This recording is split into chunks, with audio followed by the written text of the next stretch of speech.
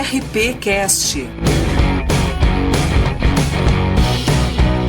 O CRP Cast é o boletim sonoro de informações do Conselho Regional de Psicologia do Rio Grande do Sul e é voltado a todas, todos e todes profissionais da psicologia. Trabalha para orientar e fiscalizar o exercício da profissão de psicologia, sempre de forma transparente e atenta às causas importantes do seu segmento e antenada a tudo o que acontece no âmbito social, dentro e fora do Rio Grande do Sul. O CRP Cast é uma iniciativa inédita no âmbito regional, dirigida a essa categoria que constrói diariamente a realidade da psicologia em nosso país. A cada episódio dessa série, iremos destacar notícias, dicas e entrevistas.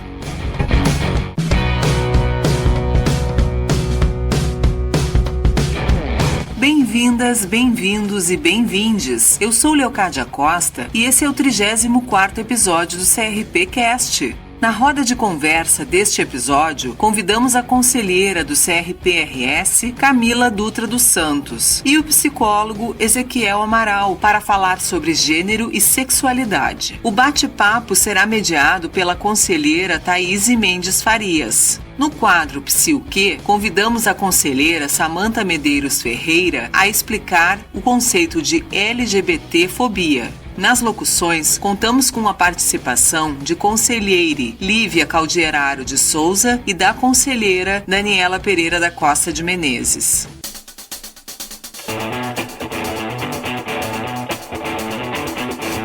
CRP destaca. Olá, eu sou Lívia Caldieraro de Souza, conselheira do Conselho Regional de Psicologia do Rio Grande do Sul, e hoje quero apresentar a vocês um novo grupo de trabalho instituído aqui no CRP. Com o objetivo de pensar sobre uma linguagem utilizada no Conselho e romper com a hegemonia de uma linguagem que não abrange todas as pessoas, foi instituído recentemente o grupo de trabalho Linguagem Não Hegemônica, formado por representantes da gestão e funcionários. Neste primeiro momento, o grupo está se apropriando sobre o uso de uma linguagem não sexista, antirracista e anticapacitista. A partir dessas discussões, será elaborado um documento para orientar a forma da comunicação no CRP e promover uma conversação sobre o tema com a categoria. Tradicionalmente, a língua portuguesa adota o masculino como forma única para se referir a homens e mulheres, de forma genérica, seguindo uma lógica patriarcal e machista. Entendendo que vivemos em uma sociedade plural e diversa, queremos repensar a atual lógica binária do masculino e do feminino, utilizada pelos sistemas conselhos de psicologia. O grupo de trabalho também deve formalizar a orientação para o enfrentamento ao racismo no vocabulário, cessando a lógica do clareamento, do branqueamento e da associação inadvertida de conotações negativas ao que é preto, escuro, e de conotações positivas ao branco, ao claro, conforme documento publicado em Assembleia de Políticas da Administração das Finanças em 2018. Além disso, irá sistematizar orientações para superar o uso de estereótipos capacitistas ou de expressões discriminatórias com pessoas com deficiências. Acompanhe as ações deste GT no site e redes do Conselho.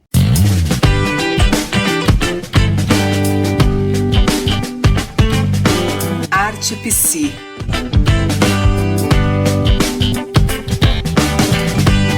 Olá, aqui é a conselheira Daniela Pereira da Costa de Menezes e quero apresentar a vocês o livro Psicologia Suja, publicação da psicóloga Sofia Faveiro. Neste livro, Sofia explora a potência dos afetos infames, dentre eles a raiva, a culpa e a tristeza, como forma de dar outros destinos à vivência de ser minorizada. As cenas em que pessoas são atingidas pelo racismo e sexismo são capazes de gerar respostas emocionais complexas, ligadas a sensações que, paradoxalmente, nos educam a lutar contra. Em diálogo com a negatividade queer e os estudos críticos da branquitude, a autora conjuga a brutalidade destinada a travestis no Brasil como estratégia para imaginar outros mundos, propondo uma leitura psicológica sobre as constantes humilhações e assujeitamentos a que mulheres, pessoas negras, gordas e LGBTs têm sido expostas em seus cotidianos. articulando conceitos e saberes como pulsão de morte, erotismo, cancelamento, afropessimismo e destransição, ela aposta na sujeira como forma de resistir ao imperativo da limpeza e da asepsia que as recentes clínicas da diversidade têm investido.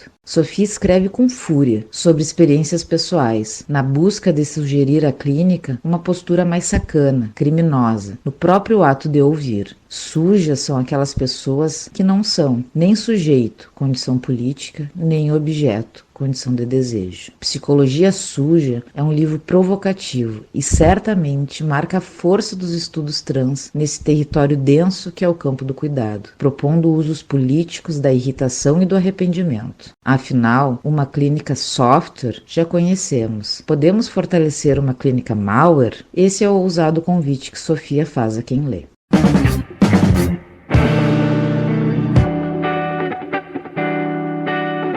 Psi o quê?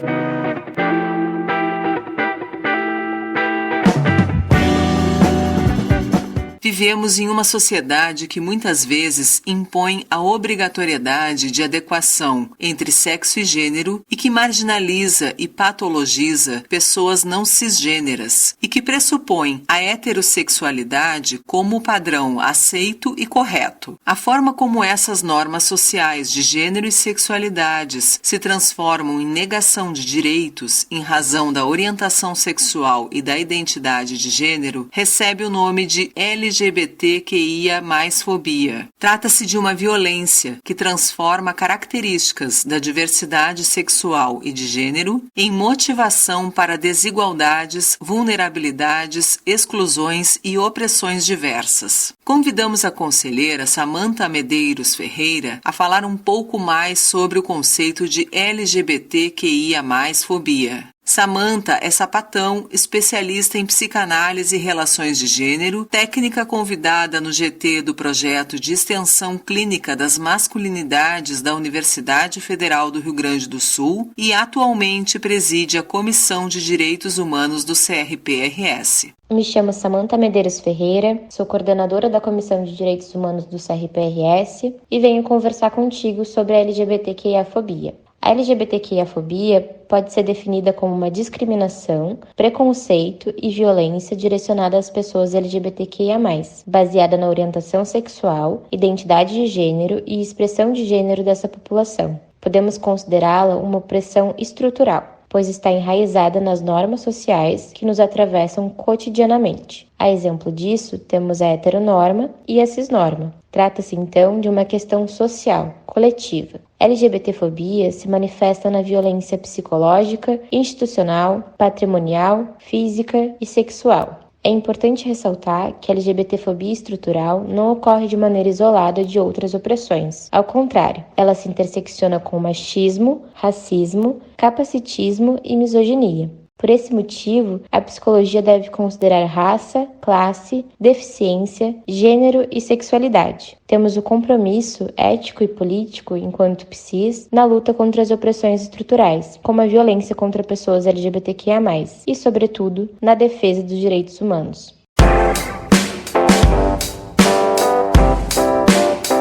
Roda de conversa.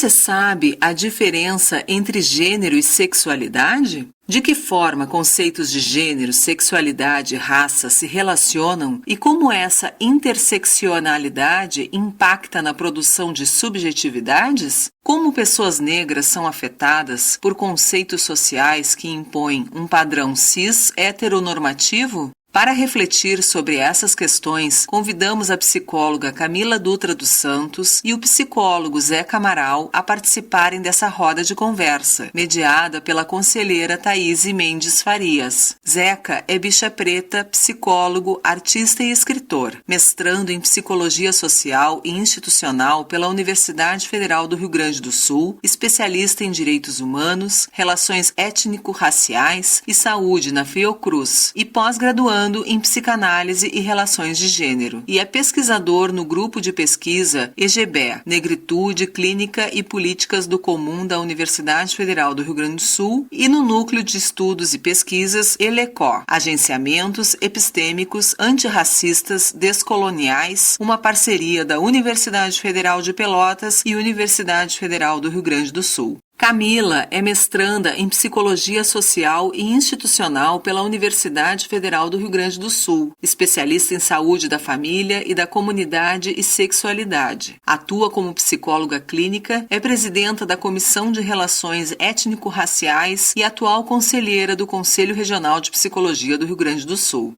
Olá, pessoal. Então, eu tô aqui, tendo o prazer de conversar com a psicóloga Camila Dutra e com o psicólogo Ezequiel Amaral, mais conhecido como Zeca, que é psicólogo, escritor. Bom, vocês já sabem, que são duas pessoas incríveis para conversar a respeito desse tema, que nesse mês, junho, a gente comemora o mês da diversidade, a gente levanta discussões importantes para a gente pensar a divisão, sexual da sociedade e também para contestar isso, problematizar essa questão. Então, estão esses dois nobres convidados aqui, pessoas as quais eu admiro bastante, para a gente tratar desse assunto que não quer calar e que, claro, a gente não trata disso só no mês de junho, mas o mês de junho tem uma visibilidade maior e hoje, então, a gente vai conversar sobre sexualidade e gênero. Camila, oi! Então, vou começar fazendo uma pergunta que a gente, às vezes, acha que a gente tem conhecimento sobre as coisas, porque são assuntos muito falados, as pessoas estão aí falando na televisão, nas mídias, nas redes sociais, sobre, afinal, gênero e sexualidade, mas às vezes a gente meio que confunde uma coisa com a outra, A gente, no senso comum, às vezes acha que uma coisa pode ser sinônimo da outra, A gente, às vezes, faz alguma colocação onde a gente está falando, então, sobre gênero, e aí a gente fala que é sexualidade. Enfim, é bem comum, inclusive no meio psi, que a gente faça essas confusões e que as pessoas não estejam apropriadas dessa diferença. Então, eu queria que tu falasse para nós um pouco qual é a diferença entre sexualidade e gênero. Olá, então, é um prazer enorme estar aqui com vocês, é uma grande alegria, ainda mais com pessoas que eu admiro tanto. E nesse mês, que é um mês que traz essa pauta super importante, que precisa ser discutida ao longo de todo o ano, Mas sabemos a marca da luta, assim, a importância desse mês para justamente as questões da visibilidade e da luta por garantia dos nossos direitos como pessoas LGBTs, que ia mais. Bom, então, é uma pergunta bem complexa, parece simples, mas ela é bem complexa, porque o gênero, ela é uma construção complexa que varia de acordo com as culturas, com os contextos sociais, e engloba tanto a questão das identidades de gênero, que são como as pessoas se identificam e se sentem em relação a si mesmas, em termos de gênero, quanto as expectativas e estereótipos de gênero que a sociedade impõe às pessoas. Então, o gênero pode ser fluido e variar ao longo do tempo, e as pessoas podem ter experiências e identidades de gênero diversas, E a autodefinição ela é fundamental. Então, de acordo com a intelectual transfeminista Letícia Nascimento, mulher travesti, gorda, negra, nordestina, de axé, pedagoga, professora e doutora da Universidade Federal do Piauí, o gênero é uma construção bio-psico, social e cultural, que envolve as características, papéis e expectativas atribuídas às pessoas com base em sua identidade de gênero. Então, é muito importante que o conceito de gênero não seja essencial nem universal, que ele possa ser compreendido a partir das perspectivas culturais e sociais, E aí os conceitos cisgênero e transgêneros estão relacionados à questão da identidade de gênero. Então, de forma bem simplista, a pessoa cisgênera é uma pessoa cuja identidade de gênero corresponde ao sexo que foi atribuído ao nascimento.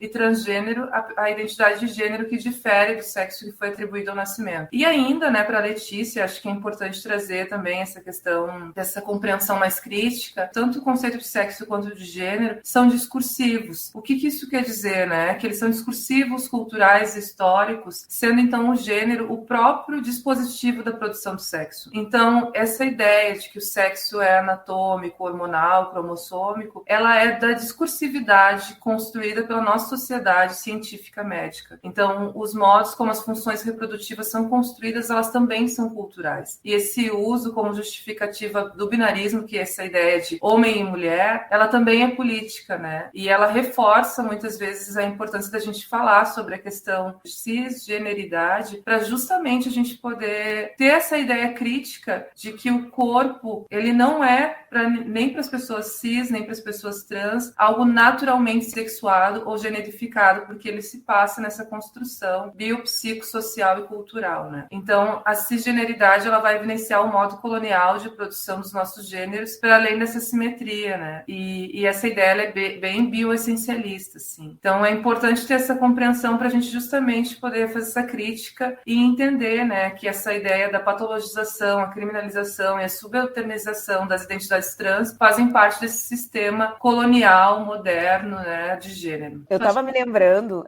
da pesquisadora Oyeronke Oyewumi, que fala também sobre isso, né, de que o sexo biológico é uma categoria social e vai fazer com que a gente faça uma divisão sexual dos papéis sociais, que isso seria o gênero, e que até mesmo os feminismos têm feito essa naturalização, que não é natural, uma construção discursiva, né, dizendo, então o gênero é uma categoria social construída e o sexo é uma categoria natural, biológica, e ela vem contestar isso também, dizer, não, que o sexo também não é biológico, né, que essa biologia, ela é uma construção científica ocidental e que nas sociedades iorubás, como a sociedade nigeriana, não é assim, né, que há outras formas de divisão social. Então é isso que está nos dizendo, que o sexo também é construído? Exatamente. E quando eu tive contato com essa autora, foi justamente essa abertura, assim, das minhas percepções, porque ela vai falar, inclusive, né, o quanto que no Ocidente a gente tem essa compreensão muito da visão, e que a visão vai fazer a diferença do sexo, né, colocando na anatomia, nessa ideia do que é uma anatomia, essa diferença sexual. Então, o quanto é importante a gente trazer essas autoras, essas intelectuais, que são extremamente importantes nessa produção de gênero, da construção dessa ideia sobre gênero e sexualidade, para a gente fazer uma crítica justamente de pensar aquilo que é naturalizado para nós e dado como óbvio e como dito como o que é, e aí a gente vai vendo que,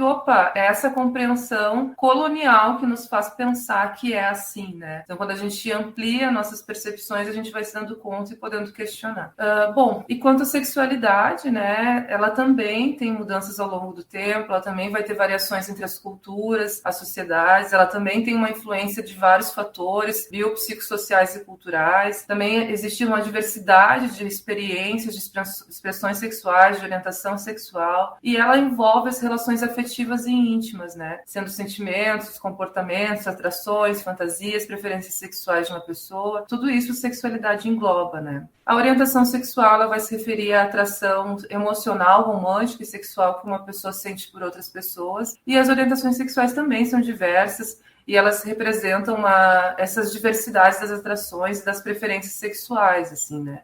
Os nomes mais conhecidos é heterossexualidade, homossexualidade, bissexualidade, assexualidade. Também é importante dizer que esses nomes são nomes que têm uma importância muito grande na questão política e social, porque são nomes que a gente utiliza como forma de luta pelas nossas garantias, dos nossos direitos, né? Porque ainda enquanto pessoas LGBTQIA+, ainda precisamos lutar muito, né, pela garantia dos nossos direitos. Então, elas são nomes que muitas vezes não dão conta de toda a expressão da nossa sexualidade, mas que são nomes políticos para a gente fazer essas lutas, né? Então, acho que é isso. Camila, eu me lembrei agora que eu estava vendo um dia desses um programa de televisão de uma emissora bem famosa, que eu não vou aqui fazer propaganda da emissora, né, mas publicidade para a emissora, mas acho que é importante pontuar. E aí, nessa emissora, havia uma entrevista com uma atriz que faz parte, né, do casting de atores dessa emissora famosa, que é uma mulher negra, trans, Gabriela Loran. E aí ela contava uma história, me empatizei muito com aquele sofrimento que ela trazia de uma forma muito cômica, mas ela falava de uma história trágica, na verdade, e ela é uma mulher trans, negra, né, e aí ela falava nessa história que ela contava nesse programa de televisão, sobre uma situação que ela passou, que ela teve envolvimento afetivo, romântico, com uma pessoa e que essa relação era uma relação escondida, assim, né? E que ela começou a se dar conta que ela tinha pouquíssimas informações sobre a vida dessa pessoa. E aí depois ela foi descobrir, porque ela foi stalkear a pessoa, né? Foi procurar informações nas redes sociais e tal, que essa pessoa que estava envolvida com ela, que era um homem cisgênero, era uma pessoa que tinha toda uma expressão de preconceito muito forte, assim, em relação a pessoas trans, mas que estava envolvido com ela, né, emocionalmente e afetivamente. E aí eu conto esse caso para a gente pensar um pouquinho como esses estereótipos racistas, transfóbicos, homofóbicos podem impactar a sexualidade, né, de mulheres negras, tanto mulheres negras cisgênero como mulheres negras transgênero, a partir dessa reflexão que a Gabriela Loran traz para nós, né? Então, eu queria que tu comentasse um pouquinho isso, né, como esses estereótipos afetam a vida de mulheres negras cis e transgênero transgênero, e também sobre o quanto isso não é só uma questão, né, que atrapalha as nossas vidas, mas a gente também, às vezes, está, de repente, não vivendo certas experiências que a gente gostaria de viver, com base nesses preconceitos que a gente carrega. Então, a gente vai reproduzir várias discriminações, de repente não vai estar vivendo a nossa vida na sua singularidade, né? Não vai estar vivendo os nossos afetos de forma honesta, autêntica. Queria que tu falasse um pouquinho para nós sobre isso. Infelizmente, essa vivência que ela compartilhou é uma vivência que, de alguma forma, muitas mulheres negras, travestis, cis, trans, enfim, né, na sua complexidade, assim, vivenciam, né. Para responder essa pergunta, eu acho importante trazer o conceito de criação e controle de imagens da intelectual Bell Hooks, que ela vai trazer, então, que esse conceito é uma das engrenagens do racismo estrutural e que há uma relação entre o patriarcado supremacista branco e a naturalização de determinadas imagens na mídia, né, que oprimem e exploram a dominação de pessoas negras e pessoas que não são cisgêneras de várias formas, né, e que vai criar, então, um senso comum, um mito de que essas pessoas acessam sexualmente a um prazer mais intenso, selvagem, incontrolável, e aí muitas vezes são representadas também como primitivas, selvagens, e como pessoas que não devem ser apresentadas nos meios sociais, que devem se viver relações de forma escondida, né, entre quatro paredes. E também são representadas como descartáveis, sem importância, né? E ela vai dizer que os estereótipos, então, são resultado dessa criação de controle das imagens. Justamente são baseadas em simulações e falsidades que servem, então, como esse substituto da realidade, né? Que tem justamente essa ideia de tornar uma outra pessoa menos válida e menos reconhecida, né? Então, ela, de maneira geral, traz muito sofrimento, né, para essas pessoas, porque muitas vezes elas entendem que precisam de alguma forma performar isso que é colocado, né, por exemplo, a imagem da Globeleza, né, no carnaval. Lélia Gonzalez vai trazer questões sobre isso, né, o quanto a mulher negra, por muito tempo, só naquele momento ela era reconhecida, tinha uma representatividade na mídia, mas o quanto é essa representatividade, né, de um estilo, de um corpo, de uma mulher cis, de uma mulher com um corpo magro, com as curvas específicas, seminua, né? E muito nessa colocação dessa mulher que é muito sexual. Então, quanto isso, justamente esse estereótipo, vai colocar para muitas mulheres negras essa ideia de que elas são objetos, de que elas são colocadas para vivenciar essa sexualidade de uma forma mais selvagem, como a Bell Hooks vai trazer, com esse imaginário, porque é esse imaginário que vai produzindo na sociedade. E muitas mulheres, infelizmente, justamente por conta dessa forma como a gente vai se subjetivando, né? Que a gente se subjetiva, a gente vai se tornando pessoas através daquilo que a gente vai consumindo, da mídia e também dos outros lugares, né? Das relações. Então, por muitas vezes, vai internalizando essas ideias, né? E vai achando que precisa performar a sexualidade dessa forma. Vai achando que é isso que ela precisa viver, é isso que é colocado esperado para ela, né? Então, o quanto é importante, né, o conceito da Patricia Hill Collins da autodefinição, que é um conceito que vai justamente nessa ideia da gente poder se identificar com aquilo, com as pessoas ao nosso redor, da gente poder entender o que é realmente o nosso desejo, o que realmente faz sentido para nós, né?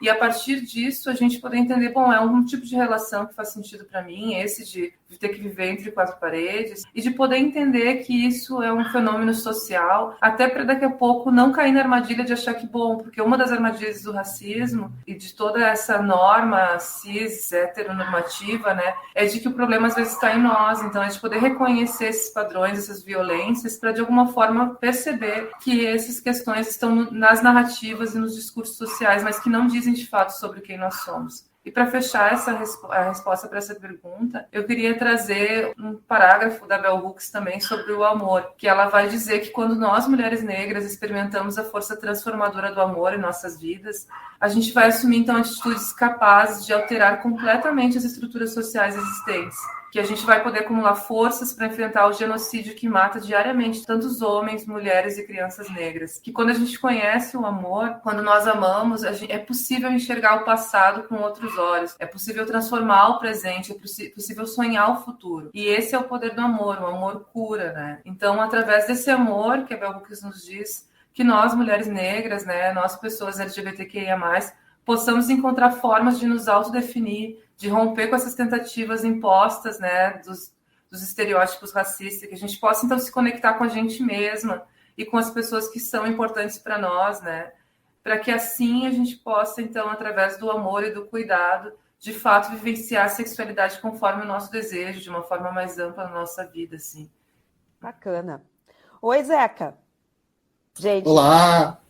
o psicólogo Ezequiel Amaral é conhecido, né, por Zeca, como escritor, como psicólogo. Então, vou chamar ele de Zeca aqui para a gente, né, para vocês também se tornarem íntimos desse grande escritor, desse grande psicólogo. Então, né, vou chamar o Ezequiel de Zeca, gente. Já fica aqui todo mundo bastante íntimo do Zeca para a gente, né, tratar desse assunto bem legal que a gente está tratando hoje. Zeca, tem uma coisa para te perguntar, que é, né, uma pergunta trazida, assim, né, a partir de discussões, o pessoal vem tentando fazer reflexões, e essa pergunta surgiu a partir dessas reflexões de que forma que os corpos negros são afetados pelos conceitos de gênero e de sexualidade. Muito, né, ao encontro do que a Camila traz também, e muito ao encontro dessa construção do gênero, que é uma construção branca, ocidental, né, muito para a gente pensar como que uma construção que daqui a pouco é uma construção fora da cultura negra, né? E ela é importada a partir do colonialismo e da colonialidade. Como que isso, então, vai nos influenciar? Né? Uma construção sobre nós e que não é nossa, mas que vai nos influenciar. Então, né, queria que tu falasse um pouco isso sobre como esses conceitos de gênero e sexualidade vão afetar os nossos corpos. É um prazer estar aqui. Essa é uma pergunta super importante. Eu acho que vai muito de encontro com o que a Camila trouxe também. Concordo muito com ela, assim. A Letícia Nascimento é uma baita referência, tem influência no modo como vou responder aqui, não só ela, né, Letícia Nascimento, mas também outras autoras e autores também que pensam que gênero e sexualidade do Brasil estão ligados, né, historicamente e culturalmente às heranças escravagistas, né? Desde as estruturas estatais, né, e os mitos, né, como a democracia racial, enquanto dispositivos que vão sendo vigilantes e reguladores, né, do que será chamado do heterossexo patriarcado branco, que é preciso então questionar como o poder colonial opera e afeta e tem ligação no modo como é possível a gente vivenciar e expressar também afetos publicamente, sem medo de violências, intolerâncias que podem matar, excluir, invalidar um modo de existir e uma política de diferença a partir do nosso corpo e corpo. São constantemente negociados e a gente resiste para além de um aspecto de hipersexualização e genocídio que são impostos. Então podemos questionar como desnaturalizar a corpos negros as violências que recebem, junto às características de gênero e sexualidade que agem como aceleradores necropolíticos, necropolítico um termo cunhado por Attila Mbembe, a fim de destruir, né, os imaginários que vão disputando a produção de subjetividade para algo além do direito, né? Então chama a atenção a importância da expressão e afirmação, com a liberdade de não ser preciso tomar como referência manutenções binárias e racistas cotidianamente apresentadas e impostas pra gente, desde a roupa, a cor que a gente veste, do banheiro, de quem que barra e alimenta a artificialidade de gênero, dos estereótipos que desumanizam e excluem, as representações midiáticas, os algoritmos de ódio na internet, a naturalização de quem pode circular e expressar afeto fora de casa, na religião, na lei, no saber médico e a educação, que incidem diretamente em uma economia binária, branca, cisgênero e heteronormativa. Então, portanto, afetam o modo como uma autodeterminação plural pode afirmar sem medo uma outra diferença de mundo. Fiquei pensativa a respeito disso que você está falando, né, sobre como o conceito de gênero e sexualidade afeta os nossos corpos. E aí eu me lembrei de um caso emblemático que aconteceu uns dias atrás, que está percorrendo a mídia toda, na televisão, redes sociais, de uma médica que ela faz referência ao corpo de uma mulher negra num exame ginecológico. Ela fala do cheiro da pessoa, né, baseando esse cheiro nas suas características raciais, né, como se as características raciais justificassem aquele cheiro específico. E aí, claro, isso é racismo científico, isso não tem nenhuma fundamentação, né? Mas assim, o quanto que ainda a gente tem muito gravado esse racismo científico que determina, né, a partir do gênero e da sexualidade para os corpos negros, esse tipo de comentário, assim, né, que vem inclusive de profissionais da saúde. E aí eu fiquei pensativa que tu poderia de repente falar um pouquinho mais para nós, assim, nos elucidar um pouco mais sobre como os estereótipos relacionados a gênero e sexualidade afetam os corpos negros a partir dessa vivência dos profissionais de psicologia mesmo, daqui a pouco reproduzindo algumas ideias de senso comum baseadas nesses estereótipos racistas, né? Até isso vem ao encontro, por exemplo, do que eu pesquisei no meu doutorado, né? Eu pesquisei exatamente isso, né? Os estereótipos racistas que os psicólogos ainda têm sobre pessoas negras, né? E que não tem nenhuma fundamentação científica, mas queria que tu falasse um pouco mais para nós, assim, como é que tu vê, assim, a profissional psicóloga, psicólogo, reproduzindo certos estereótipos nas suas falas e nas suas intervenções, com base no gênero e na sexualidade de pessoas negras, pensando pensando essa intersecção entre, né, raça, gênero e classe, por exemplo? Perfeito. Antes de responder a essa pergunta mega importante, elaborada, gostaria também de me apresentar como uma bicha preta também, porque eu recuso esse lugar universal, que também, além de me estereotipar no lugar enquanto gay, que eu não existo ali, os lugares como Meg Hayara, né, primeira travesti doutora em educação no Brasil, vai trazer, que entre os gays brancos e os gays negros, por exemplo, ambas disputas históricas ocorreram, mas há uma diferença de quem pode passar a ocupar alguns cargos de trabalho, educação, sem sofrer a violência policial. Então, quando eu penso em estereótipos, eu lembro da Patrícia Hill Collins também, da Lélia Gonzalez, da Sueli Carneiro. Estão, de algum modo, elas fazem ali um diálogo. Quanto os estereótipos, eles, para além de desumanizar e produzir um lugar que tenta retirar a voz daquela pessoa que existe uma diferença que não é para ser universal, elas são formas também de manutenção de um controle, e que esse controle ele age do poder no corpo, na existência, no saber. Estereótipos são uma forma de resumir, né? Desumanizar a pessoa em um modo que é polido, aceitável, porque passa a ser engraçado, às vezes passa a ser uma coisa que confunde o afeto, né? Por exemplo, o que é a imagem de uma mulher negra que cuida, e às vezes na novela é colocado isso, sempre com uma escada, as bichas pretas que tem que ser engraçado, estereotipado, nesse sentido de ser uma escada para a branquitude exercer o seu lugar de herança escravagista, e o lugar também de não precisar ser barrada pela cidade, pelo saber, pela vida. Então, estereótipos, eu diria que são uma forma de acesso, de mediação da colonialidade sobre os corpos. E, nesse sentido, a outra parte da pergunta era... Era para a gente pensar um pouco sobre como os psicólogas e psicólogos ainda reproduzem estereótipos, né, relacionados à raça, gênero, sexualidade, nas suas intervenções, né? Porque Perfeito. A gente precisa fazer essa autocrítica de que a nossa categoria ainda precisa se apropriar muito, né, no que diz respeito a esses conceitos, as vivências, né, de corpos fora do padrão, né? Branco, heterossexual, cisgênero, né? A gente ainda tem, inclusive nos próprios cursos de psicologia, né, uma grave falta de abordagem desses temas. E isso vai influenciar, né, as nossas práticas, os nossos saberes e, sobretudo, os nossos fazeres. Daqui a pouco a gente está, enquanto profissionais, reproduzindo um monte de coisa, né? Então, eu queria que tu falasse um pouco sobre isso. O que tu percebe, assim, em relação a isso, né? Como que os psicólogos e psicólogas ainda, né, atuam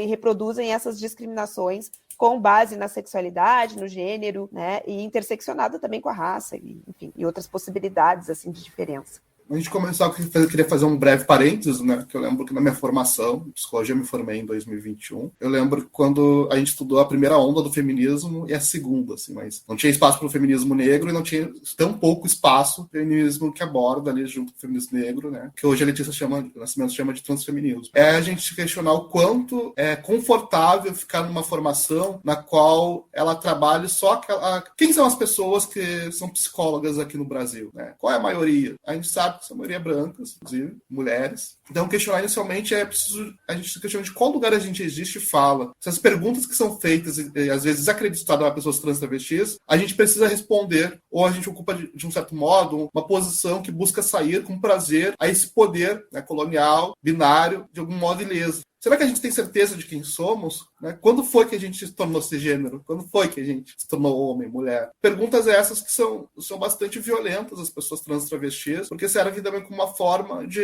exclusão. Então, junto a isso, a gente precisa refletir como a psicologia, enquanto categoria profissional, vai reproduzir também modos de uma biopolítica transfóbica presente no seu fazer. Uma das formas de romper que é inadmissível, é o silêncio que, às vezes, alguns cursos de psicologia continuam fazendo sobre pessoas trans travestis. Então, o que a psicologia pode fazer enquanto categoria profissional para se colocar de outras maneiras no modo como as trans, as travestis, os trans, não binários, são, de um modo compulsório, roteirizados para acessar políticas públicas de retificação de nome, a demandas cirúrgicas, né, estéticas específicas, que traz ainda consigo uma lógica patológica, transfóbica, disfarçada de disforia, o medo do arrependimento. Não devia ser o CID DCM a principal fonte de escuta de profissionais PCs para pessoas trans travestis, mas o saber delas mesmas, de quem vivencia e produz um saber também. Talvez nosso papel seja ouvir e transformar a própria clínica enquanto um espaço que busque não reproduzir violências transfóbicas, entendendo que essas violências fazem manutenção da margem presente no acesso e permanência aos direitos à cidade, à cidadania, à dignidade, e envolve a gente sair desse modelo hegemônico universal embranquecido. Então, quantas vezes a gente lê pessoas trans, a gente escuta, a gente faz cursos,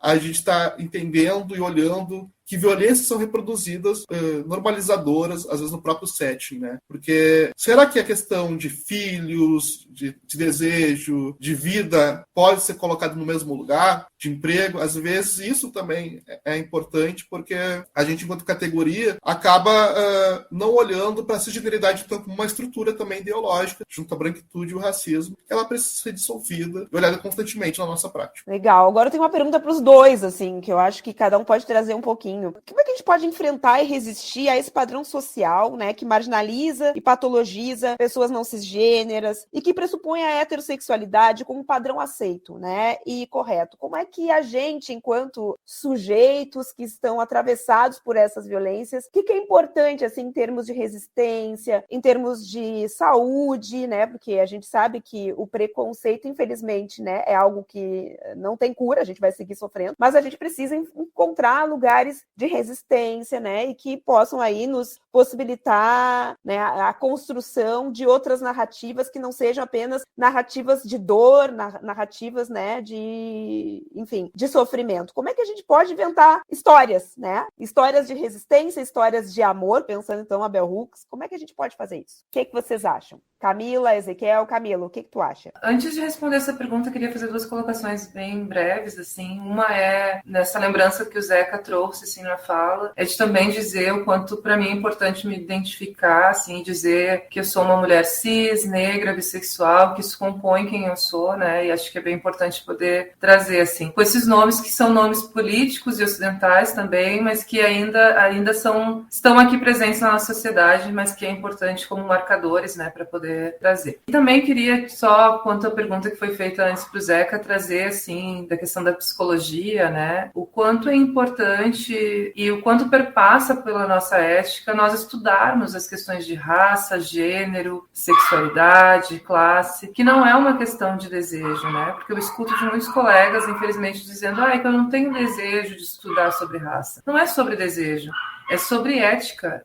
A nossa ética profissional está lá no nosso código de ética. Nós temos, enquanto conselho, né, sistema conselhos, uma série de resoluções, uma série de referências técnicas que vão pautar a importância da nossa escuta ser ética e alinhada com os direitos das pessoas, né, com os direitos humanos. Então, o quanto é um dever nosso, enquanto profissionais, estudarmos esses conceitos que são tão importantes e que atravessam as nossas estruturas sociais, assim, né? Eu só queria trazer isso, assim, porque é muito comum entre os nossos colegas dizer, não, é que eu só estudo tal abordagem, e como se essa abordagem não perpassasse, então, por essas categorias que são tão importantes, sociais, e que nos subjetivam, né? Isso é bem importante, né? A gente refletir que raça, gênero, sexualidade não são especialidades dentro da psicologia, né? São posturas que a gente tem que ter, independente da abordagem, né? Se a gente pode ser lá da sistêmica, da psicodinâmica, das teorias cognitivo-comportamentais. A questão é que a gente tem que ter uma postura, né, frente à nossa atuação, que se paute, então, pela defesa dos direitos humanos, pela pluralidade, pela diversidade, né? Bom, isso norteia, então, a nossa profissão como uma postura. Bacana, Camila, muito legal lembrar isso, né? Porque é bem comum as pessoas tratarem isso como especialidades quando elas não são, né? Não são abordagens, não são especialidades, são posturas que não dá para não ter enquanto psicólogo, porque, né, sob pena da gente estar, de repente, indo contra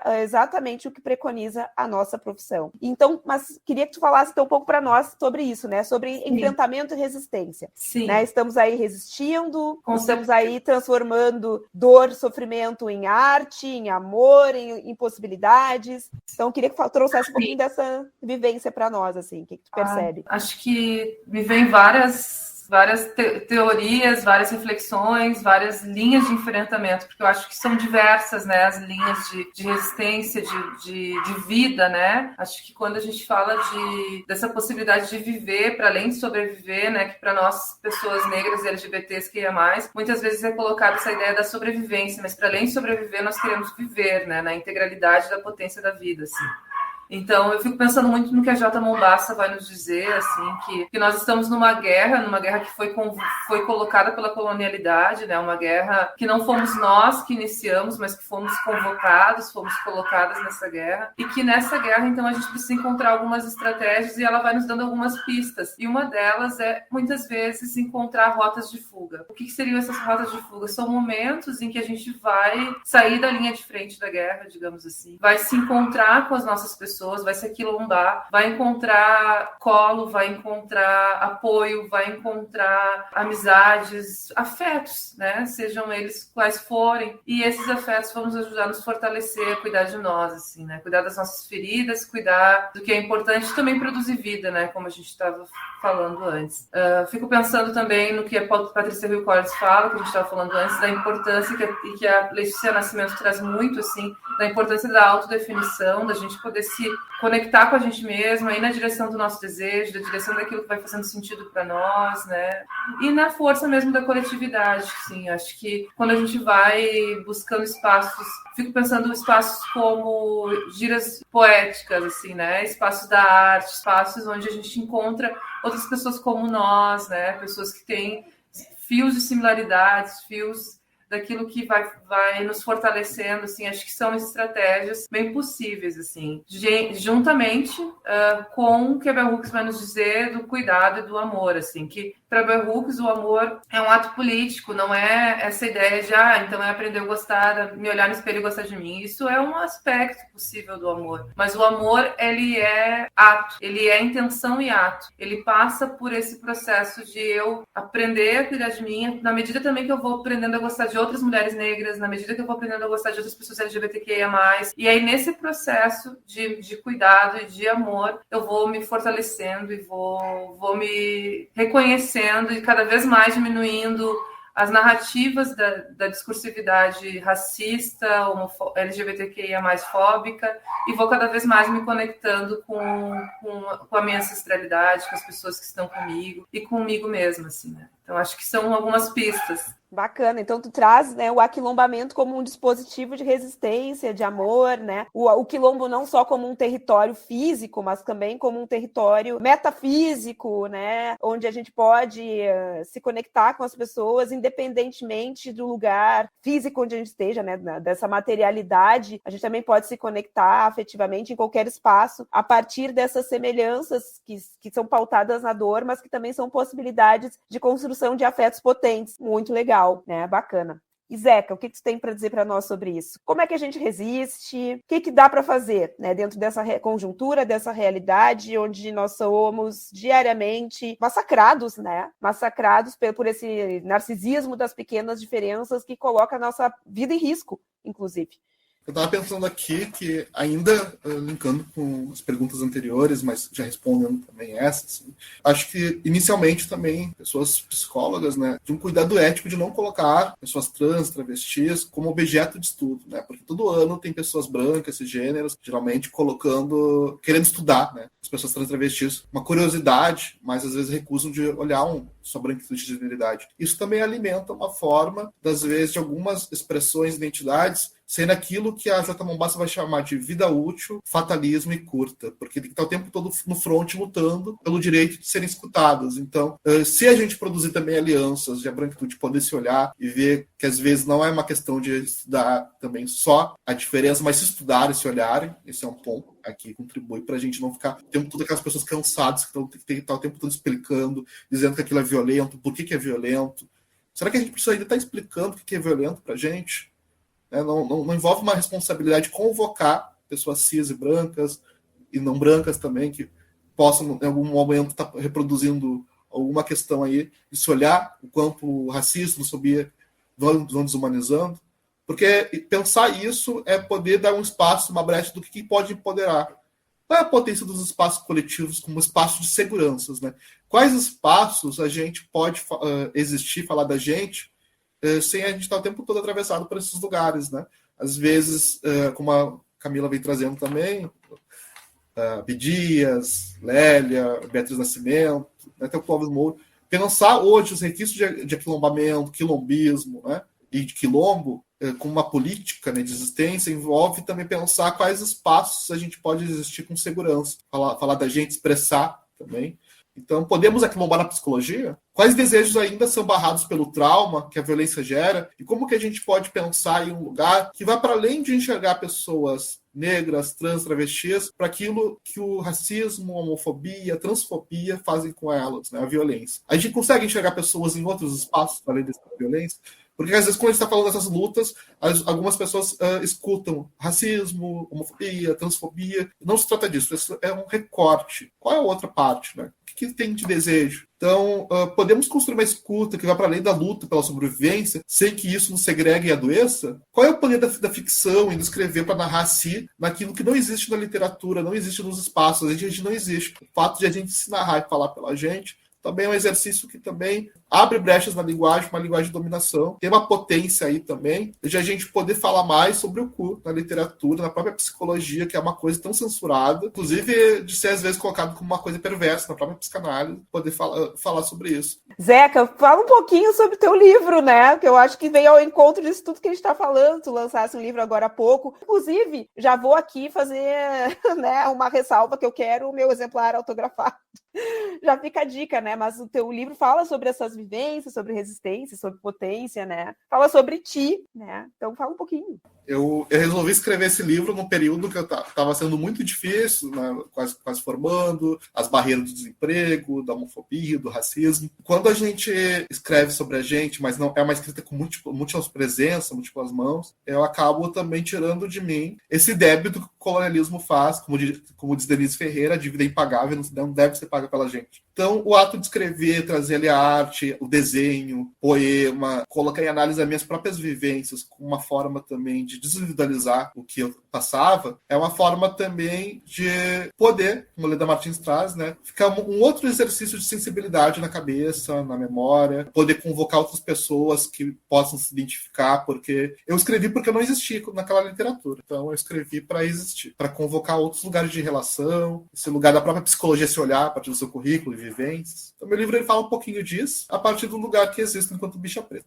Bicha Preta e Amefricana, contação de histórias dos becos da ancestralidade. Gente, esse é o título, né, do livro, para quem quiser ter interesse em adquirir o livro do Zeca. Então, né, fica a dica aí de leitura também, Bicha Preta e Amefricana. Bom, gente, a gente vai se encaminhando mais agora já para o final, e eu gostaria, assim, que vocês trouxessem de forma bastante espontânea, assim, o que vocês resumem de tudo isso que a gente conversou, o que vocês acham que é importante salientar e que eu não tenha perguntado, e aproveito também para me afirmar aqui também, né? Sou uma mulher negra, bissexual, psicóloga, trabalhadora, pesquisadora, né? E assim, me afirmando, porque é bem importante isso, né? Vocês estavam se afirmando, tipo, eu pensei, faltou eu me afirmar também, me autodescrever, né? E é importante que a gente possa estar, então, construindo isso, essas afirmações sobre a gente e que vão nos ajudar, né? A autocompreensão, que também vão nos ajudar a resistir nas nossas lutas e nesse processo de aquilombamento que a gente traz como uma sugestão, né, de possibilidade de resistência e de existência. Eu gostaria de agradecer mais uma vez, né, por esse espaço, assim, acho que é um espaço muito, muito potente, assim, muito feliz de poder estar aqui com vocês. Queria ler uma poesia bem rápida, assim, que é do Jovem Preto Rei, e diz assim: Preta, a busca e a manutenção de sua autoestima,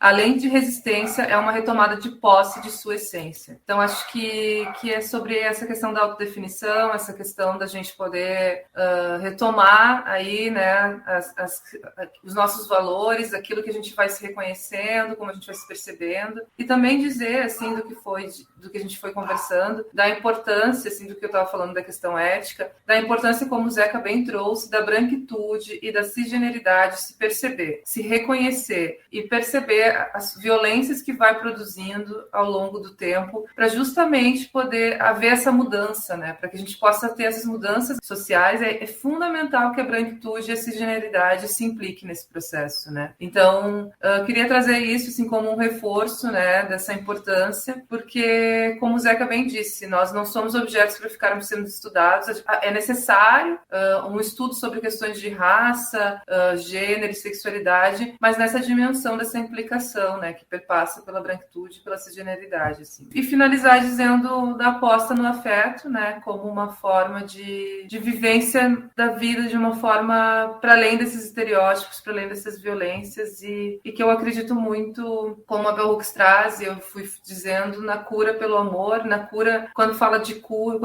cura, é justamente pensando o quanto essas violências nos marcam, né? O quanto a violência racista, LGBTQIA+, fóbica, vai nos destruindo de diversas formas, né? E que a cura pode ser através do amor, assim, do aquilombamento, do fortalecimento, das redes e, obviamente, né, de políticas públicas. A gente precisa de políticas públicas para tudo isso também, né? Queria dizer, junto com o J. Mombassa, quando ela vai falar de Pode o Mestiço falar, que as nossas vozes, elas não são... Ninguém dá espaço pra gente, né? São reivindicações que a gente fala por nós, porque quando dizem que vão dar espaço pra gente, é no sentido de não manter lá uma lógica de poder. Então é importante também a gente ver vozes que fogem desse padrão e imposição violenta heteronormativa, cis, branca, estão o tempo todo falando. Basta saber quem consegue ouvir e escutar, né? Não só ouvir, sair de um ouvido para o outro. Nesse sentido, quando a gente está falando de políticas públicas, como que a gente também pode pensar ações que não sejam paliativas, temporárias, porque política pública é um direito que tem que estar previsto para outras gerações. Então,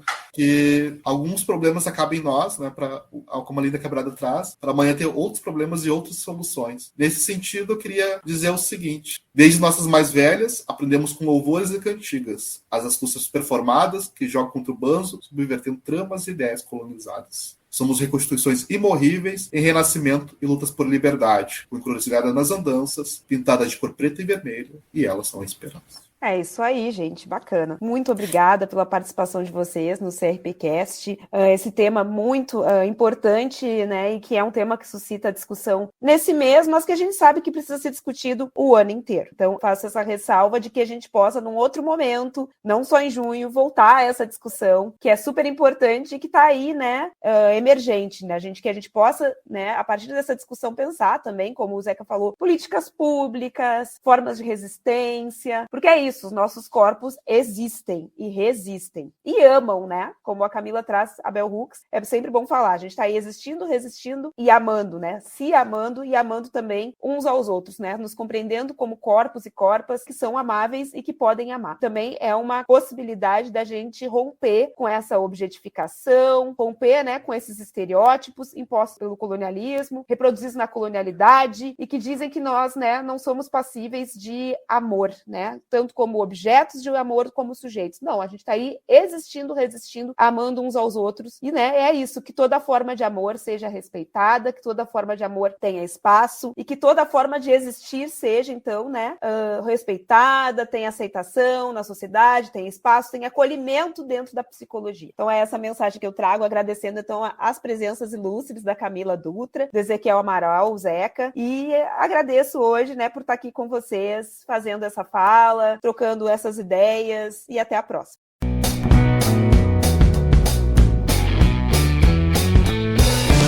Esperamos que tenham gostado do 34º episódio do CRPcast. A série de episódios estará disponível nas plataformas Spotify, Deezer e canal de YouTube do CRPRS. Convidamos vocês para conhecerem o nosso site www.crprs.org.br e seguirem as nossas redes sociais no Instagram, Twitter, Facebook e LinkedIn, mantendo assim a nossa conexão virtual em dia. Contamos com a sua escuta no próximo CRPcast, com novos temas e assuntos sintonizados sempre com você. Um tchau para todas, todos e todes e até breve.